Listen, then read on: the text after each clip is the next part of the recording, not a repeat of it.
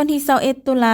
2025กรมประเมินผลและการจัดซื้อจัดจ้างกระทรวงการเงินสืบต่อกองประชุมเผยแพร่และฝึกอบรมเวียกงานจัดซื้อตามกรอบตกลงหรือ FA ให้บรรดาบริษัทวิสาหกิจผู้ให้บริการสนองสินค้าและวัตถุอุปกรณ์ต่างๆโดยการเป็นประธานของท่านสมบูรณ์แกนประเสริฐของหัวหน้ากรมประเมินผลและการจัดซื้อจัดจ้างกระทรวงการเงินมีคณะเชี่ยวชาญต่างหน้าจากห้องการธนาคารโลกผู้อำนวยการและผู้ต่างหน้าบริษัทพร้อมด้วยแขกที่ถูกเชิญเข้าร่วมสำหรับเวียกจัดซื้อตามกรอบตกลงแม่นการตกลงระหว่างเจ้าของโครงการหรือผู้จัดซื้อจัดจ้างกับหนึ่งหรือหลายผู้สนองสินค้าผู้บริการเวียกงานเพื่อเป็นบอนอิงในการซื้อสินค้าซื้อวัตถุอุปกรณ์บำรุงรักษาหรือบริการเวียกงานในกรอบเวลาใดหนึ่งหรือระหว่าง2-3 ปีโดยการคาดคะเนราคาคุณภาพและปริมาณในแต่ละระยะเงื่อนไขของการจัดซื้อตามกรอบตกลง4ฉบับแม้นจะได้กำหนดไว้ในสัญญาและได้กำหนดไว้ในคู่มือจัดซื้อจัดจ้างโดยทุนของผู้ให้บริการสนองสินค้า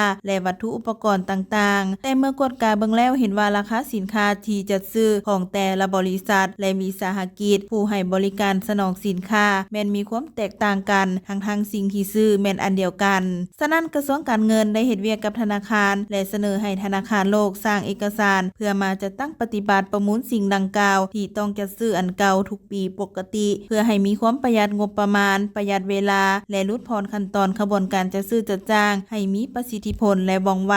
โอกาสนี้ท่านสมบูรณ์แกนประเสริฐมีคำเห็นโอ้ล้มว่าการเผยแพร่และฝึกอบรมเวียกงานจัดซื้อตามกรอบตกลงในครั้งนี้แม่นเพื่อเรียนรู้การจะตั้งปฏิบัติตัวจริงพร้อมทางแลกเปลี่ยนคำคิดคำเห็นและทบทวนคืนเกี่ยวกับข้อสะดวกข้อยุ่งยากในการนำใช้เอกสาร4ฉบับจะเป็นพื้นฐานอันดีให้แก่ทุกภาคส่วนได้นำไปพันขยายและเป็นบอนอิงในการจัดตั้งปฏิบัติเวียกงานจัดซื้อจัดจ้างโดยทุนของรัฐในแขนงการต่างๆพร้อมเดียวกันนั้นเสนอให้บรรดาผู้ต่างหน้าพร้อมกันตั้งหน้ารับเอาความรู้บทเรียนตั้งคำถามเจาะจิ้มประกอบความคิดเห็นด้วยความรับผิดชอบสูงนำเอาความรู้ประสบการณ์จากผู้บรรยายนำไปพันขยายและนำใส่เข้าในเวียกงานตัวจริงอย่างมีประสิทธิผลและเห็นผลประโยชน์สูงสุดกองประชุมดังกล่าวได้รับการสนับสนุนจากโครงการปรับปรุงคุ้มครองการเงินแห่งรัฐระยะ3จากกระทรวงการต่างประเทศและการค้าออสเตรเลียและสหภาพยุโรปผ่านธนาคารโลก